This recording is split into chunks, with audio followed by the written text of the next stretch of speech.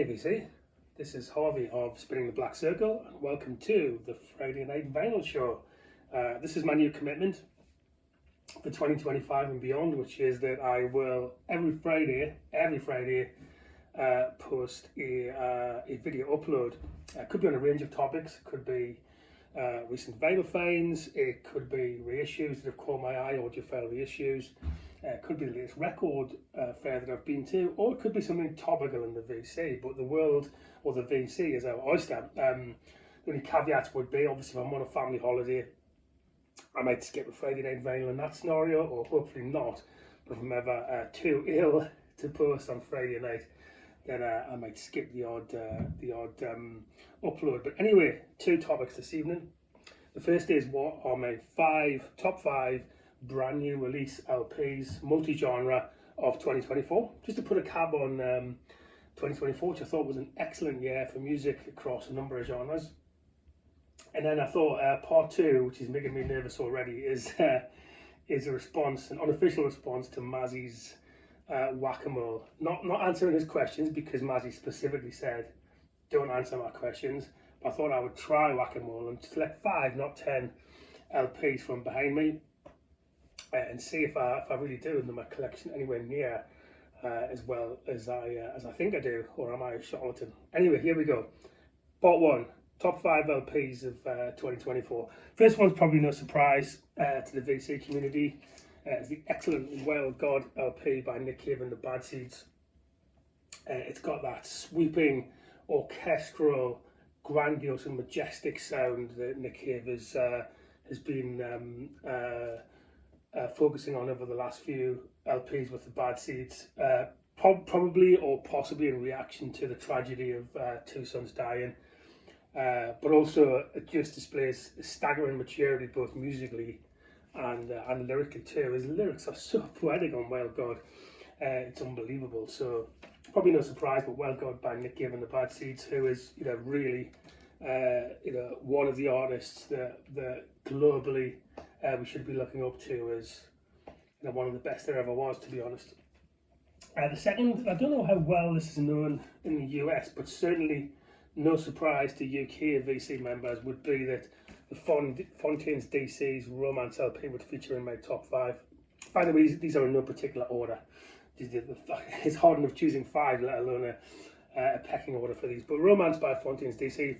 Fontaines DC are a Republic of Ireland Irish indie rock band of some renown, and it's been fascinating and a delight to see this indie band mature since their first LP a few years ago, Dog Roll, through their second LP, A Hero's Fall. Sanctify was the last one, and on to this one, Romance, and to this kind of world view, both musically and lyrically. And I think what you're looking at here in Fontaines DC is probably one of the biggest bands, or if not the biggest band in the world in a few years, as they hone their art further. I haven't caught quite the public consciousness yet, because they haven't had one big mega hit that's done it, but I think that's coming. And this definitely belongs for me in the top 5 LPs of 2024. Album that took me by surprise, despite being a big fan of this band this year, was Songs of a Lost World by The Cure. As someone had told me on the 1st of January 2024, The Cure would either A, actually get an album out, and B, that it would be of this quality. I don't think I would have believed them. It's a sensational LP.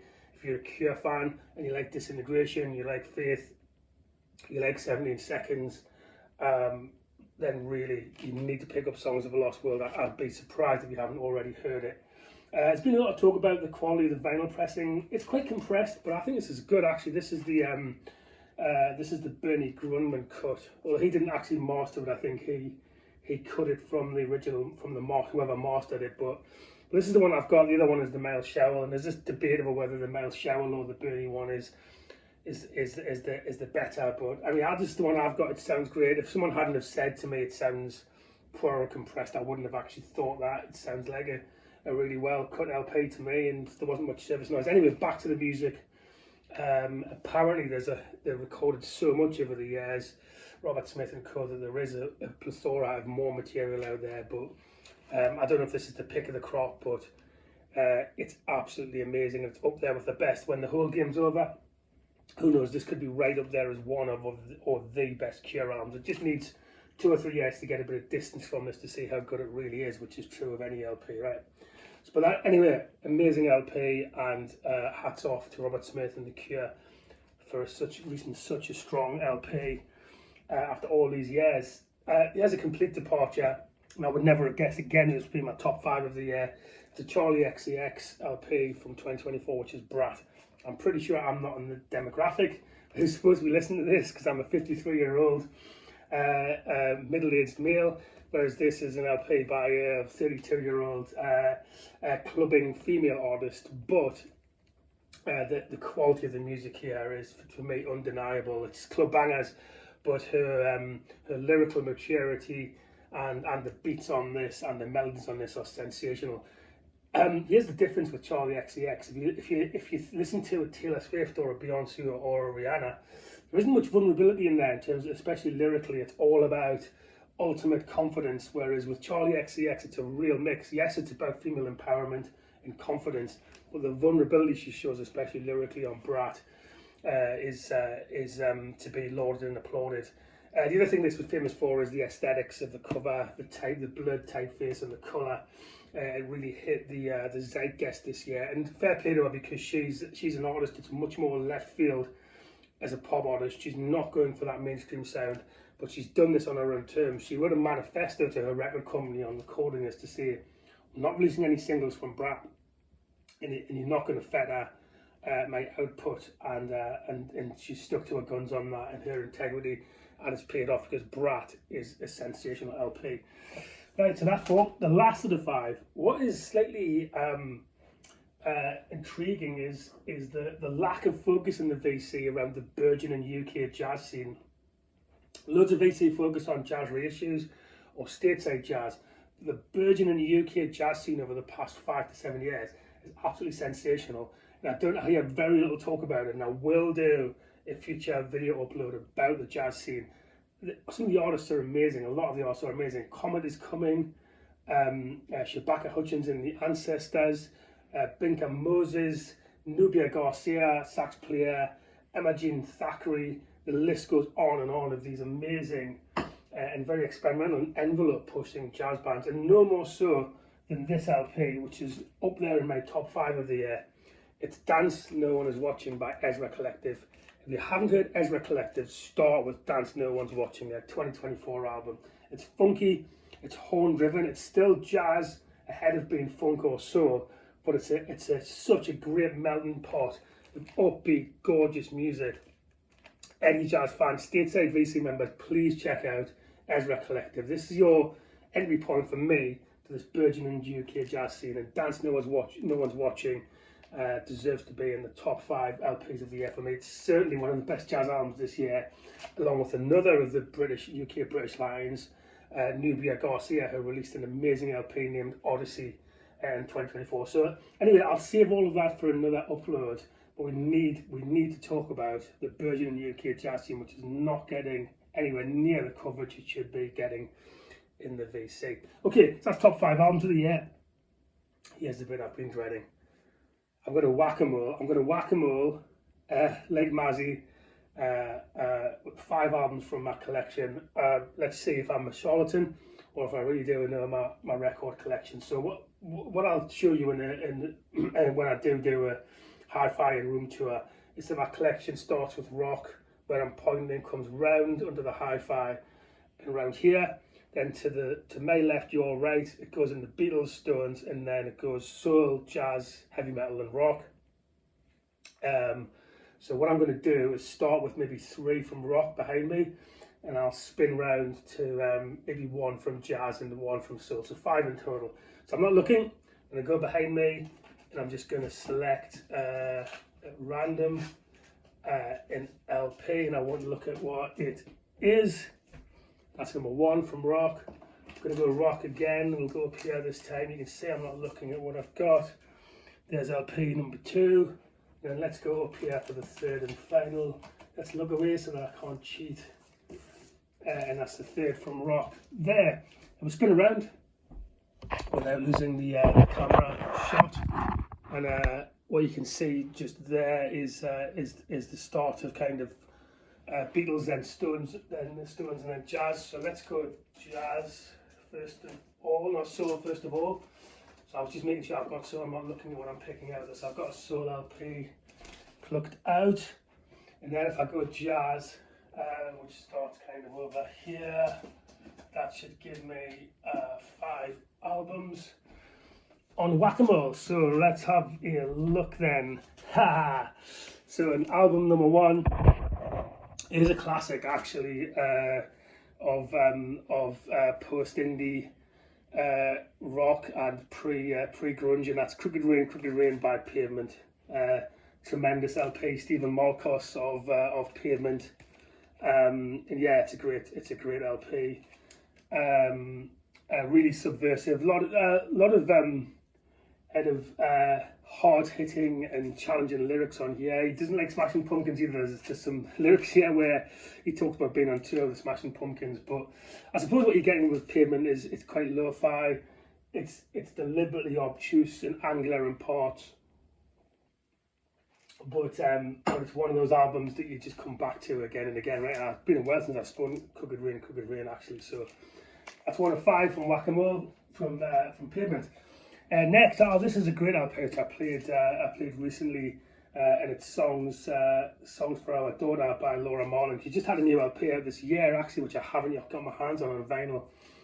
But this was from the middle of lockdown. She's only seems to release one LP every 3 or 4 years, but this in particular is Joni Mitchell inspired, particularly if you like blue era Joni Mitchell. It's deliberately subdued, clearly a tribute to her daughter, and that theme continued on this year's LP, which I have streamed actually. But the great thing about this is the consistency of her songwriting on Songs for Our Daughter, and the confidence she has to strip it back. It's mostly stripped back material. It's not just acoustic guitar, but it's mostly stripped back material. There's not much that's upbeat on this, and her ability as a songwriter really comes to the fore on Laura Marling on Songs for Our Daughter. So it's a really good British songwriter, and again, one of those artists that if she just had one hit, suddenly she'd be in the public consciousness, but she hasn't quite had that. But everyone who knows everyone who really listens to music, listens to indie and understands British indie music, I think most of them at least know of Laura Marling, and really she's worth checking out if you don't know her. And the next one is, I would imagine most in the VC know this. It's Unknown Pleasures by the great Joy Division. This is a bit of a crap digital reissue actually. I need to track me down in an original early pressing.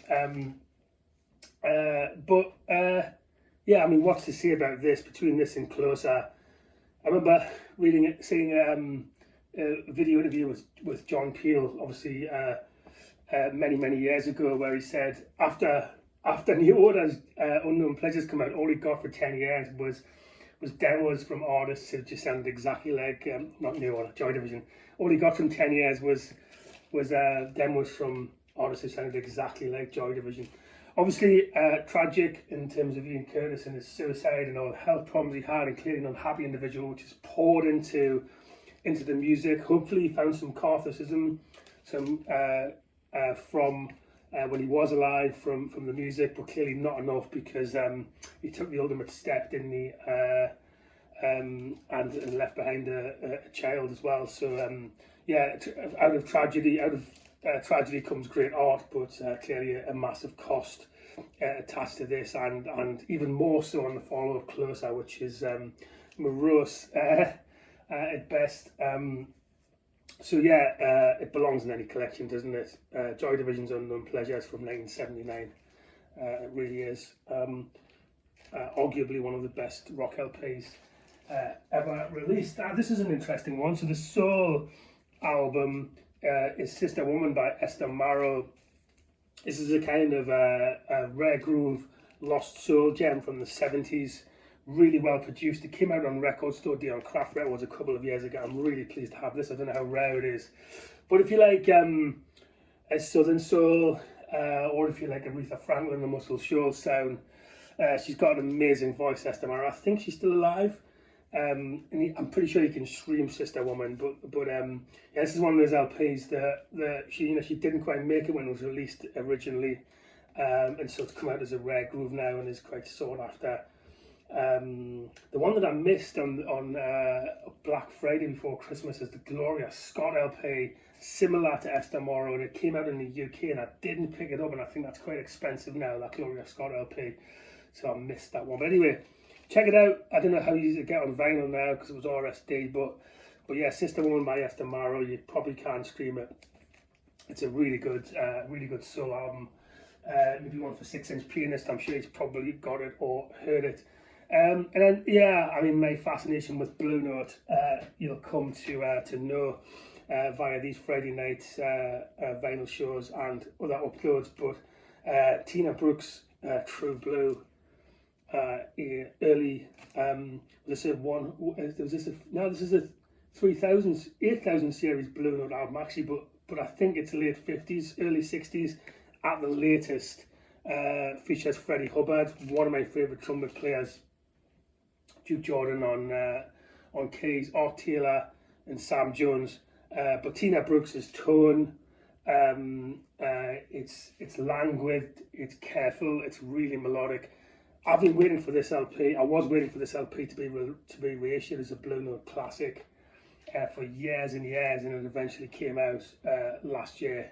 I think it was 2023, so I was super excited to get this, and it's just a great Blue Note album. The original pressing of this, you're probably talking possibly even thousands, whereas these Kevin Gray remasters, what, £25, so what's that, $30 US, from the cut directly mined from the original master tapes. So even if you could track down an original pressing of this, I think you'd struggle to get one that's in condition that could challenge this. And also, I haven't heard any original Blue Note pressings, but I've heard lots of the VC and beyond VC suggesting that the way that Rudy Van Gelder mastered stuff was on the bright side because of the equipment that it was ultimately going to be played on, which is not as good as the equipment we use nowadays. So I don't know, maybe the original pressing Blue Notes do sound amazing, or maybe just people convince themselves they do because they've paid a lot of money. But I'm quite happy to pay £25 for a really fantastic pressing of True Blue by Tina Brooks. So it's a good place to end on. I managed to get through Whack-A-Mole. Phew, didn't make a complete idiot of myself, and maybe I'll do one of those again at a future date when I pluck up the courage. So there you go.